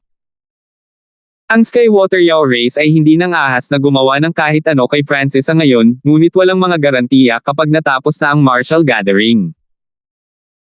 Plano kong maghanap ng matutuluyan at patatagin ang aking pundasyon, nakangiting sabi ni Francis. Ang gulong martial gathering ay hindi naging mahirap kay Francis. May tiwala siyang matatalo maging ang Quasi-God na si Korra. Ngunit ang mga kalaban ni Francis ay hindi lamang binubuo ng mga Quasi-Gods na ito. Halimbawa, ang buong Skywater Yaw Race ay nakatutok kay Francis, at si Hana ay pinaghahanap ng Yellow Dragon Pavilion. Sa kabutihang palad, ang martial gathering na ito ay inorganisa ng 2 Quasi-Gods at hindi masyadong binabantayan. Ang Skywater Yaw Race ay nagpadala lamang ng isang rank 5 True God para protektahan ang mga Quasi-God na disciples nito, si Francis sa isip. Pagkatapos lamang na pumunta rito ay naunawaan ni Francis na ang makapangyarihang mga paksayon ay nagpadala lamang ng mga second-rate prodigy ng kanilang lahi, tulad ng Quasi-God Janpeng ng Sky Haze Race. Ang pinakamalakas na henyo ng Sky Haze Race ay isa ring individual sa Quasi-God Ranking. Ang taong ito ay malamang na tumatanggap ng pinakamahusay na pagsasanay na maibibigay ng karera upang makamit nila ang mas mataas na ranggo sa hinaharap na Quasi-God Ranking competition. Sa pag-iisip na iyon, maging ang kalahati ng nangungunang 20 Quasi-Gods na makikita sa gulong martial gathering na ito ay magiging kahanga-hanga. Ang karamihan ay hindi garantisadong magpapakita. Kung gayon, dapat bumisita si Brother Hanford sa Cultivation Pagoda. Kaagad na nagmungkahi si Quasi-God Janfeng. Cultivation Pagoda. Isang hitsura ng curiosity ang lumitaw sa mga mata ni Francis. Ang ilan sa mga mas mataas na antas ng Exchange Spiritual Hall ay mayroong cultivation pagodas, mga lugar na partikular na itinayo para sa mga martial artist upang makapasok sa liblib na paglilinang. Ang bawat silid ng isang cultivation pagoda ay may sariling munting mundo. Mayroong iba't ibang mga kapaligiran na mapagpipilian, at maaari mo ring ayusin ang mga kondisyon tulad ng gravity at temperatura. Ang mas advanced na mga silid ay binuksan ng mga dalubhasa sa paglilinang ng panahon doon. Isang araw lang sa labas ng mundo. Alam ng Quasi-God na si Janfeng na maaaring hindi pa narinig ni Francis ang tungkol sa cultivation pagodas at binigyan siya ng detalyadong paliwanag. Tara at tingnan natin. Ang space-time robe ni Francis ay isa ng pinakamagandang cultivation dimension, ngunit si Francis ay labis na interesado sa mga cultivation pagoda na ito na binanggit ni Janfeng at gusto niyang maranasan ang mga ito para sa kanyang sarili. Ang grupo ni Francis ay pumunta sa cultivation pagoda. Ito ay isang napakalaking at mystical pagoda na itinayo sa isang sinaunang estilo. Sa mga tuntunin ng taas, ang pagoda na ito ay maaaring ituring na isa sa mga pinakamataas na gusali sa lugar. Bilang karagdagan, ang pagoda ay natatakpan ng isang mabigat na hanay na pumutol sa pagsisiyasat ng divine sense. Magandang mga Ginoo, ang mga silid ng unang 6 na palapag ng cultivation pagoda ay okupado na. Isang kaakit-akit na dalaga na nakasuot ng berdeng nakatayo sa pasukan ng cultivation pagoda ay nagsalita, may ngiti sa kanyang mukha. Brother Hanford, ang cultivation pagoda ay may 9 na palapag sa kabuuan. Ang unang 6 na palapag ay walang anumang silid na may time intent. Mula sa ika-7 palapag at pataas, lahat ng mga silid ay may time intent, at kung maglilinang ka sa ika-9 na palapag, 5 araw ay katumbas ng 1 araw lamang sa labas ng mundo. Ang Quasi-God na si Janfeng ay lubos na pamilyar sa cultivation pagoda. Ang Sky Haze Race mismo ay nagkaroon ng cultivation pagoda, at ang mga epekto nito ay mas maganda pa kaysa dito. Natigilan si Francis saglit. Sa kanyang space-time robe, ang oras ay dumaloy ng 10 beses na mas mabagal kaysa sa labas ng mundo. Ang 10 araw sa space-time robe ay katumbas ng 1 araw sa labas. Ang isang cultivation chamber sa ika-7 palapag ay nagkakahalaga ng 100 mababang kalidad na God Crystal para sa 1 buwan. Nang makita kung gaano kapamilyar ang Quasi-God na si Janfeng sa mga pagodas ng paglilinang, alam ng babaeng nakasuot ng berde na ito ay isang henyo mula sa isang malaking pangkat, at ang kanyang ngiti ay naging mas nakakasilaw. Sa Ancient Desolate Realm of Gods, ang God Crystals ay nahahati sa substandard na kalidad, mababang kalidad, average na kalidad, mataas na kalidad, at pinakamataas na kalidad. Mula sa substandard hanggang sa mataas na kalidad, ang exchange rate sa pagitan ng mga katangian ay palaging 100 hanggang 1. Tulad ng para sa pinakamataas na kalidad na God Crystals, ang mga ito ay napakabihirang sa Ancient Desolate Realm of Gods. Bilang pinakamataas na kalidad ng God Crystals, ang mga ito ay mahalagang hindi mabibili. Wala kahit 1,000,000 dekalidad na God Crystal ang garantisadong mapapalitan ng isang pinakamataas na kalidad na God Crystal. Pagkatapos ay pupunta ako sa ika-7 palapag, diretsyong sabi ni Francis. Si Francis ay nagmamay-ari ng isang mababang kalidad na minahan ng God Crystal sa Ancient Dream Realm, kaya ang dami ng God Crystals na ito ay walang halaga sa kanya. Brother Hanford, may iba pa akong negosyo, kaya hindi kita sasamahan. Ang Quasi-God na si Janfeng ay mukhang walang gaanong interes sa cultivation pagoda. Siyempre, maaaring ito rin ay dahil gusto ng Quasi-God na si Janfeng na makatagpo ng iba pang Quasi-God prodigy bago magsimula ang gulong martial gathering. Ayos lang. Ipagkakatiwala ko sa iyo ang aking nakababatang kapatid na babae, Quasi-God Janfeng.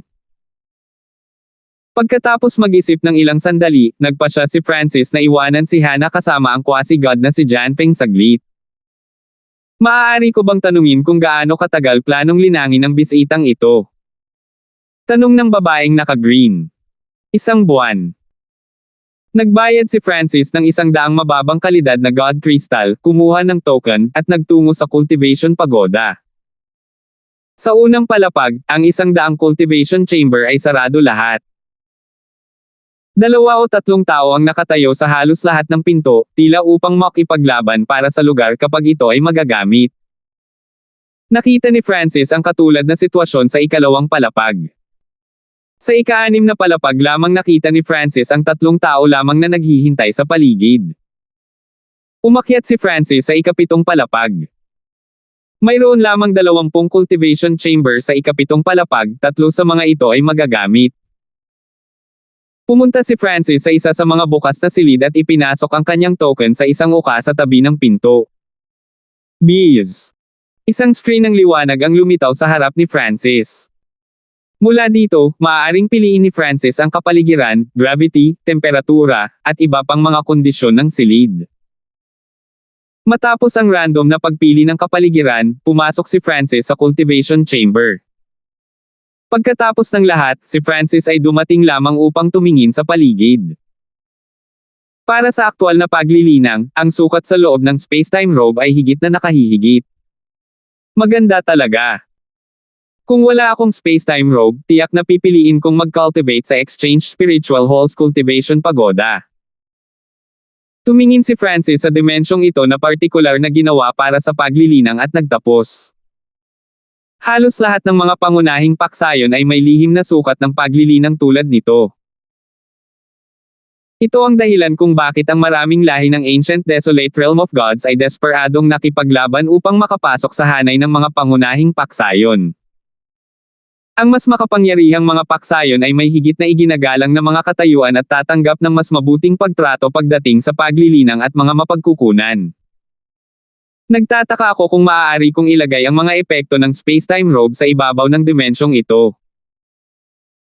Kung ang daloy ng oras ng cultivation chamber ay maaaring ma-overlap sa daloy ng oras ng space-time robe, si Francis ay makakapag-cultivate pa ng mas matagal. Bees. Inactivate ni Francis ang God Spiritual Eye at iniskan ang bawat pulgada ng munting mundo na ito. Matapos matiyak na walang kainahinala, kinuha ni Francis ang space-time robe. Swish! Pumasok si Francis sa space-time robe dimension. Sa itaas niya ay isang malawak at mahiwagang kalangitan ng mga bituin at sa ibaba niya ay isang kulay abo na slab na bato na natatakpan ng mga ron. Hindi sila nagsasapawan. Ginamit ni Francis ang kanyang time intent para makuha ang konklusyong ito. Guru, nakabawi na ako sa antas ng isang rank 3 True God. Ang Black Destruction Serpent Dragon ay excited na tumawag mula sa malapit. Sa kasagsagan nito, isa itong rank 6 True God. Ito ay hindi masyadong malayo mula sa pagbabalik sa ganitong estado.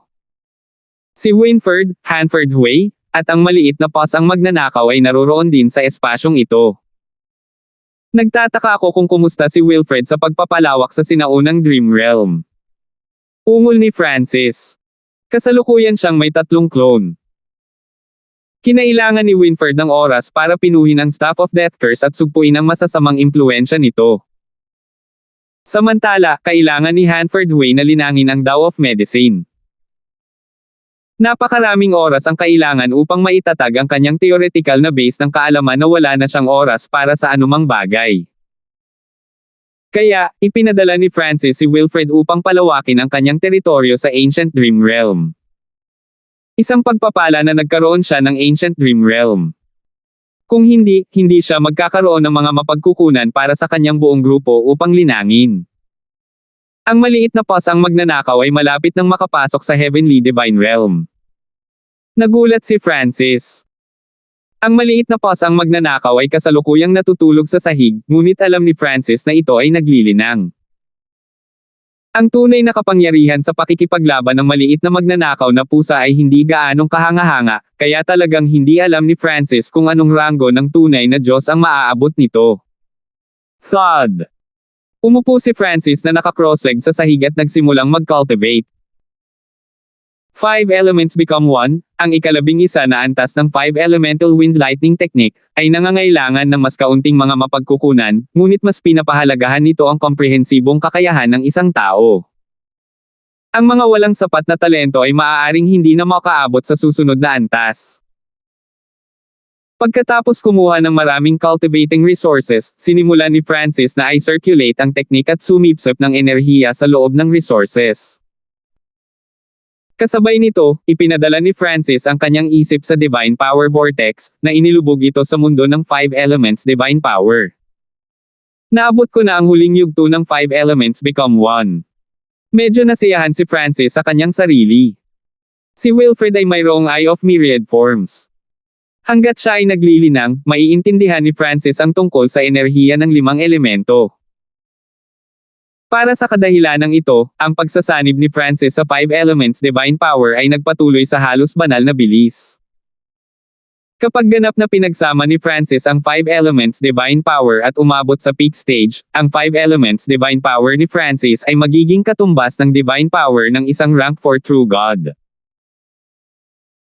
Habang nililinang ang Five Elemental Wind Lightning Technique, sinusuri din ni Francis ang kanyang Sacred Lightning Body, pinag-aaralan ang Soul Splitting Technique, sinisipsip ang God Tribulation Energy ng Lightning God Crystals, at iba pang mga gawain. Bagamat ang kapangyarihan ng Tribulation Lightning ay nakamamatay sa mga eksperto na mas mababa sa antas ng tunay na Diyos, maaari lamang itong magdulot ng banta sa mga tunay na Diyos. Gayunpaman, ang kapangyarihan ng Tribulation Lightning ni Francis ay tila lumakas habang siya ay nag-mature.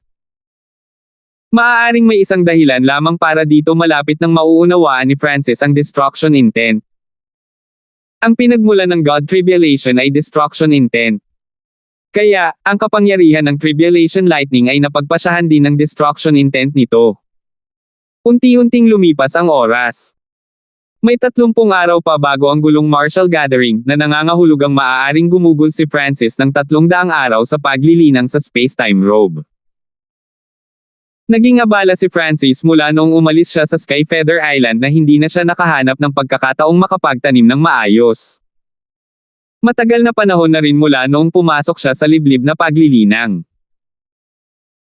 Marahil ito ay tiyak dahil ito ang kaso na nakita ni Francis na ang sesyon ng pagtatanim na ito ay nagpapatuloy ng mas maayos, na may maraming mga hadlang na mabilis na naalis. Habang si Francis ay nasa teritoryo ng Stellar Tower na naghahanda para sa gulong Martial Gathering, isang hindi inanyayahang bisita ang dumating sa teritoryo ng Golden Jade Race. Kaboom! Ang kalangitan sa ibabaw ng teritoryo ng Golden Jade Race ay madilim, at umalangaw-ngaw sa hangin ang mga alulong ng mga demonyo at halimaw. Kamahalan, anong bagay ang nagdala sa iyo dito? Isang elder na ang katawan ay gawa sa transparent na ginto at jade ay agad na humakbang pasulong. Patriarch. Agad na lumuhad ang lahat ng miyembro ng Golden Jade Race. Ang elder na ito ay ang Patriarch ng Golden Jade Race, isang rank 7 Ancient God. Sa pagtataka ng lahat, ang kanilang patriarch ay maamo na yumuko sa harap ng hindi inanyayahang panauhin. Sa harap ng Golden Jade Race Patriarch ay isang nasa katanghaliang gulang na lalaki na may itim na balat na natatakpan ng napakapangit at nakakabighaning mga violet na tato. Siya ay may malamig at malayong ekspresyon na parabang tinitingnan niya ang lahat ng nabubuhay na nilalang. Ang lalaking ito ang ipinadala ng Ancient Soul Hall para hanapin ang Ancient God Seal, Ancient God Black Heaven. May nakita na ba sa inyo ang bagay na ito? Isang screen ng liwanag ang lumitaw sa tabi ng Ancient God Black Heaven, kung saan lumitaw ang imahe ng isang itim na metal na tatsulok na natatakpan ng mga komplikadong berdeng pattern. Ipinahiwatig ng lahat na hindi pa sila nakakita ng ganoong bagay. Ang Ancient God Black Heaven ay umalis sa Golden Jade Race, ngunit nagpatuloy siya sa paglalakbay sa paligid ng teritoryo nito. Anong klaseng bagay iyon? Ang Ancient Soul Hall ay personal na nagpadala ng isang sinaunang Diyos. Napabuntong hininga sa gulat ang Golden Jade Race Patriarch. Ang zone kung saan matatagpuan ang Ancient Soul Hall ay napakalayo mula sa zone na ito, ngunit sa ginintoang edad nito, ang Ancient Soul Hall ang naging pinakamalakas na 5-star faction sa lahat ng Ancient Desolate Realm of Gods. Kahit na ito ay hindi na sa pinakamayabong nito, ito ay isang lubhang nakakatakot na pag-iral sa gitna ng 5 star na paksayon. 12:20 nagsimula ang Martial Gathering. Magsisimula na ang Martial Gathering. Binuksan ni Francis ang kanyang mga mata at umalis sa space-time rope dimension. 24 na araw ang lumipas sa labas ng mundo, ngunit si Francis ay gumugol ng 240 araw sa paglilinang sa space-time rope dimension. Sa 200 ilang araw na ito, gumawa siya ng higit pang pag-unlad sa 5 elements become 1 level ng 5 elemental wind lightning technique. Ang 5 elements intent at wind lightning intent ni Francis ay umabot na lahat sa level 2. Ang kanyang space intent ay isang maliit na piraso lamang mula sa pag-abot sa level 3, ngunit ang time intent ay masyadong misteryoso, at si Francis ay hindi naglagay ng anumang partikular na pagtuon sa pag-unawa dito, kaya ang kanyang pag-unlad sa harap na iyon ay mas mabagal. Sa paglabas ng cultivation chamber, napagtanto ni Francis na mayroon na ngayong 10 bakanteng silid sa ikapitong palapag. Umalis si Francis sa cultivation pagoda at gumamit ng message token para makipag-ugnayan kay Hana. Di nagtagal, nakipagkita si Francis sa grupo ng Sky Haze Race. Brother Hanford, kung mamaya ka pa, na-miss mo ang gulong Martial Gathering. Panunukso ni Kwasi God Janfeng. Paumanhin. Naligaw ako sa cultivation, paliwanag ni Francis. Walang ibang sinabi si Kwasi God Janfeng. Maaaring naranasan ni Francis ang mga silid ng cultivation pagoda sa kauna-unahang pagkakataon at masyado siyang nalubog sa cultivation kaya nawalan siya ng oras. Sino siya? Dama po ang tingin ni Francis sa isang kabataang nakatayo sa tabi ni Hana. Siya ang aking nakatatandang kapatid, mahinang sabi ni Hana. Palihim, nag-message si Hana kay Francis. Upang takpan ang aking pagtakas, ang Gate Master ay nagpadala ng marami pang miyembro ng Gate. Karamihan sa kanila ay nahuli at pinatay ng Yellow Dragon Pavilion, ngunit siya ay maswerte na nakatakas. Nabangga ko siya sa Exchange Spiritual Hall at gusto ko siyang isama sa Zilling Zone. Sa mga taong ipinadala ng Gate Master upang takpan ang mga landas ni Hana, marami sa kanila ay mga miyembro ng sariling bloodline ng Gate Master. Ang mga taong ito ay mga sakripisyong ginawa para sa kapakanan ni Hana, kaya nahihiya si Hana na harapin sila. Kaya naman, nang makasalubong niya itong nakatatandang kapatid niyang ito, binalak niyang dalhin ito sa Zilling Zone, ngunit kailangan nito ng kasunduan ni Francis. Sa pag-unawa sa dahilan, mas tinitigan ni Francis ang kabataang ito. Ang kabataan ay hindi maiwasang tumingin sa gininto ang kaliwang mata ni Francis. Biz. Pakiramdam niya ay lumulubog ang kanyang kaluluwa dito, hindi makatakas. Pakiramdam niya, lahat ng bagay tungkol sa kanyang sarili, kabilang ang kanyang kaloob-looban, ay nakita ni Francis. Isang bakas ng kahihiyan ang hindi sinasadyang lumitaw sa mga mata ng kabataan. Whoosh! Biglang lumayo sa kanya ang kaliwang mata ni Francis. Pagbati. Ako ang nakatatandang kapatid ni Hana. Iniwas ng binata ang kanyang tingin, hindi nang ahas na salubungin muli ang mga mata ni Francis. Napansin din ng ibang taong naruroon ang kakaibang sitwasyon ngayon lang. Ngayon lang nila napansin ang mga mata ni Francis, na tila kabilang sa kakaibang bloodline. Gayunpaman, batay lamang sa mga katangian ng mata na ito, hindi nila natukoy ang anumang partikular na linya ng dugo. Hana, ang taong ito ay ipinadala ng Yellow Dragon Pavilion. Nalantad ang iyong kinaroroonan. Tahimik na nag-message si Francis kay Hana. Ang taong ito ay umabot lamang sa antas ng demigod, at siya ay may mahinang personalidad, kaya't nagamit ni Francis ang mga sining ng ilusyon upang maapektuhan ang kanyang isipan. Bukod dito, napansin din ng kaliwang mata ni Francis ang soul intent ng isang makapangyarihang tunay na Diyos sa katawan ng kabataang ito. Malinaw na ang kanyang buhay ay nasa ilalim ng kontrol ng iba. Alam ng mga tao ng Yellow Dragon Pavilion na ang paghahanap ng isang solong tao sa gulong zone ay napakahirap. Kaya, ang Yellow Dragon Pavilion ay nagpaalipin sa maraming tao ng Spirit Grass Gate at pinalibot sila sa mga kalapit na teritoryo. Gaya ng inaasahan nila, may nakita si Hana mula sa Spirit Grass Gate at umakyat siya para makipag-usap sa kanila. Malamang na hindi pa masyadong matagal na ang nakatatandang kapatid ni Hana ay lihim na nagpadala ng impormasyon ng kanyang lokasyon sa Yellow Dragon Pavilion. Hindi, paano nangyari iyon? Natural na naiintindihan ni Hana ang kahulugan ng mga salita ni Francis, ngunit hindi siya naniniwala na gagawin ng kanyang nakatatandang kapatid ang ganoong bagay. Kwasi-God Janpeng, saan mo balak pumunta kapag natapos na ang gulong martial gathering? Tanong ni Francis. Kapag tapos na ang gulong martial gathering, ang gulong zone quasi-god ranking competition ay magsisimula na pagkatapos, kaya handa akong bumalik sa karera at pumasok sa liblib na paglilinang. Nag-alab ang mga mata ni quasi-god Janpeng sa determinasyon na lumaban. Ang kanyang layunin ay ang nangungunang 20 sa quasi-god ranking. Tumango si Francis. Kung walang ibang paraan, maaari lamang niyang isama si Hana at pansamantalang sumilong sa Sky Haze Race. Siyempre, kung magkakaroon siya ng pagkakataon, si Francis ay maaari ding bumuo ng isang relasyon sa ilang iba pang makapangyarihang paksayon sa panahon ng martial gathering. Makalipas ang isang araw, halos walang tao ang Exchange Spiritual Hall. Ang Sky Haze Race at ang grupo ni Francis ay tumungo na rin sa 5-Star Mountain. Brother Hanford, narinig ko na 6 na prodigy ng quasi-god ranking ang dumating sa gulong martial gathering. Tuwang-tuwa si quasi-god Janpeng, at nangangati siyang lumaban. Maliban sa mga organizer quasi-gods Felix at Cora at ang quasi-god na nakilala ni Francis kanina quasi-god Brent, 3 iba pang henyo ng quasi-god ranking ang nakikibahagi sa martial gathering na ito.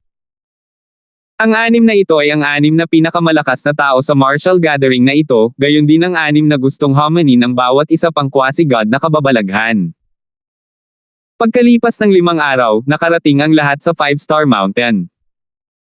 Ang mga pavilion at tore na itinayo sa 5 sulok ay puno ng mga tao.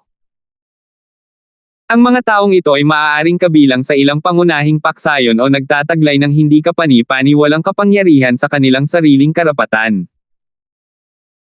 Ang mga magsasaka sa antas ng demigod o mas mababa na walang suporta ng isang pangunahing paksayon ay maaari lamang manatili sa perimeter ng 5-Star Mountain. Tara na! Lumipad ang grupo ng Sky Haze Race papunta sa isang pavilion sa isa sa mga bundok. Dumating ang batang iyon. Agad na tumutok si Harry kay Francis. Sa martial gathering na ito, wala siyang ibang inintindi kundi ang ipahiya si Francis. Francis! Napanganga si quasi-god Locke ng Golden Jade Race. Nang umalis sa Golden Jade Race, nasagasaan niya si Francis, ngunit nawala siya kaagad pagkatapos. Hindi niya akalain na makakasalubong niyang muli si Francis sa martial gathering. Ngunit hindi siya nakaramdam ng saya sa engkwentro na ito, dahil kasama ni Francis ang mga tao mula sa Sky Haze Race. Kahit na ang quasi-god na si Janpeng sa tabi ni Francis ay hindi isang individual sa quasi-god ranking, siya ay isang medyo sikat na quasi-god genius ng gulong zone. Kasabay nito, higit sa kalahati ng mga batang quasi-gods na naruroon ay nakatitig kay Francis, ang kanilang mga mata ay malinaw na kumikinang sa puot. Narinig ko na ang brat na ito ay hindi nire-respeto ang quasi-god na si Cora. Yung golden-haired rascal na iyon ang nag-provoke kay quasi-god Cora. Sa panahon ng martial gathering, hahayaan ko siyang tingnan ng mabuti. Maraming kabataang quasi-god sa 5-Star Mountain ang tinalakay si Francis habang pinupunan siya ng mga nakakarimarim na titig sa kanya. Malinaw na ang usapin ng hindi kasiya siyang si Francis sa quasi-god na si Cora ay kumalat sa malayo, at lalo lamang itong pinalaki habang lumalaganap ito. Sa totoo lang, ang ginawa ni Francis ay bahagyang umiling habang nakatingin sa direksyon ni quasi-god Cora. Quasi-god Cora, may nakasakit ba sa iyo? Nag-aalalang tanong ng isang makisig na binata na nakasuot ng violet na damit, ang kanyang katawan ay nagliliwanag na kulay lila. Ang quasi-god na si Cora ay maaaring nasa ika-7 ranggo sa gulong zone quasi-god ranking, ngunit sa hitsura, siya ay talagang numero 1. Sa top 20 ng gulong zone quasi-god ranking, lahat ng lalaki ay walang ibang hinangad kundi makuha ang pabor ni quasi-god Cora. Siya quasi-god Felix ay walang pagbubukod. Hindi, walang pakialam na sagot ni quasi-god Cora. Sa totoo lang, hindi talaga maituturing na nasaktan siya ni Francis. Bahagya lang itong umiling habang nakatingin sa kanya. Ito ay isang malaking pagkabigla kay Cora at likas na nagpasigla sa kanyang pagkasuklam. Siguro yung brat na yon. Ang tingin ni Quasi-God Felix kay Francis, at ang kanyang mga labi ay pumulupot sa panghahamak.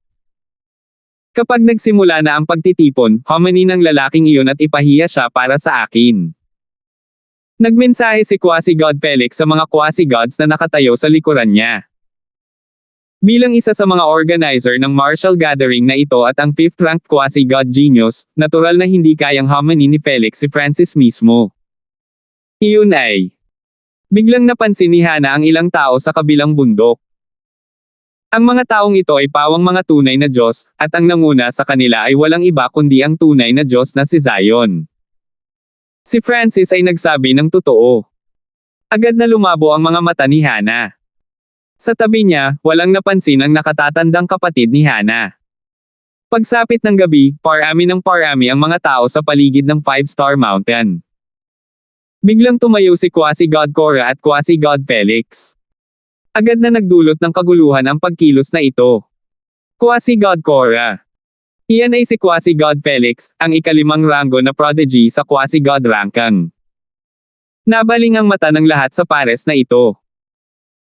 Ang isa ay ang pinakamataas na henyo ng gulong zone habang ang isa ay ang Diyosa na naghari sa puso ng lahat.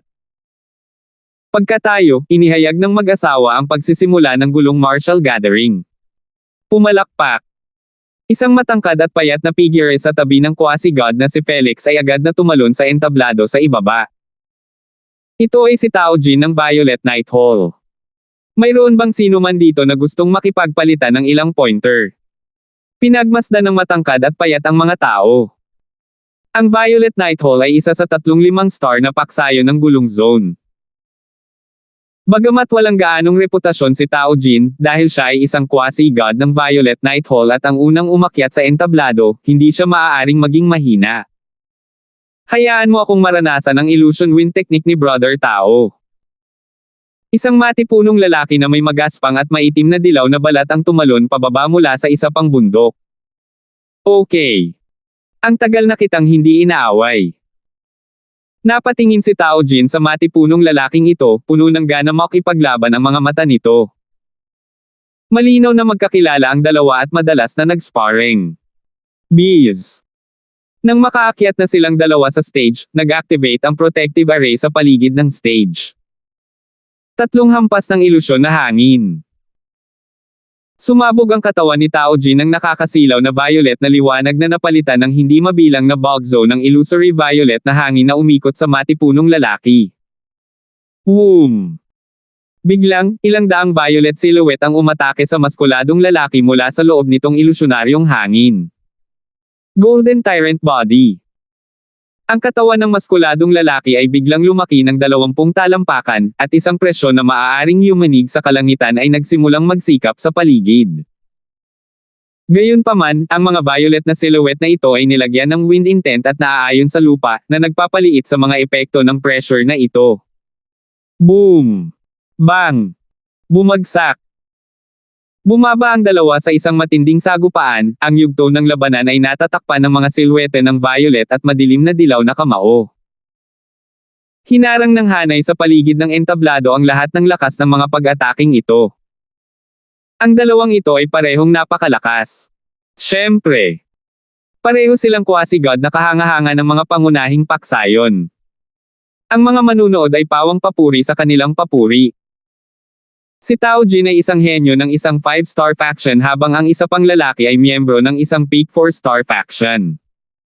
Pareho silang napakalakas. Walang katapusang ilusyon na hangin. Si Tao Jin ay tila naging isang napakalaking ilusyon na tumama sa matipunong lalaki ng isang nakakatakot na wind energy na nagpalipad sa kanya sa gilid ng entablado. Aaminin ko. Pagkatapos ng kanyang tagumpay, umalis si Tao Jin sa entablado. Ang martial gathering ay may panuntunan na ang parehong tao ay hindi makakalaban ng dalawang magkasunod na laban. Sa pagtatapos ng unang labanan, maraming mga Quasi-God na henyo ang nangangati na lumaban at ipakita ang kanilang sariling mga kakayahan. Whoosh! Sa isang kahangahangang kidlat, isang lalaking nakaputing damit ang lumitaw sa entablado. Iyan ay quasi-god thundercry. Ang paksayon sa likod ng quasi-god thundercry ay mas mahina kaysa sa mga paksayon sa likod ng nakaraang dalawang manlalaban, ngunit sa kanyang 4.5 bituin na paksayon, ang quasi-god thundercry ay maaaring ituring na pinakanamumukod tanging henyo, at ang kanyang reputasyon ay hindi gaanong mahalaga. Ikaw, bumaba ka dito. Ang quasi-god thundercry ay direktang tumitig kay Francis. Ako. Natigilan si Francis. Hindi niya akalain na ganoon kabilis ang pagpasok niya sa stage. Brother Hanford, oras na para ipakita mo ang iyong lakas. Nakangiting sabi ni quasi-god Janfeng. Gusto niyang masaksihan kung anong antas ang naabot ni Francis. Haha, sinaktan ng hamak na iyon si quasi-god Cora. Hindi mo na mabilang ang dami ng taong gustong hamanin siya. Ngayong binanggit mo na, sino ba itong golden-haired brat na ito? Wala pa akong narinig tungkol sa kanya. Nagbubulungan ang mga tao sa Saturday habang naghihintay sila sa labanang ito.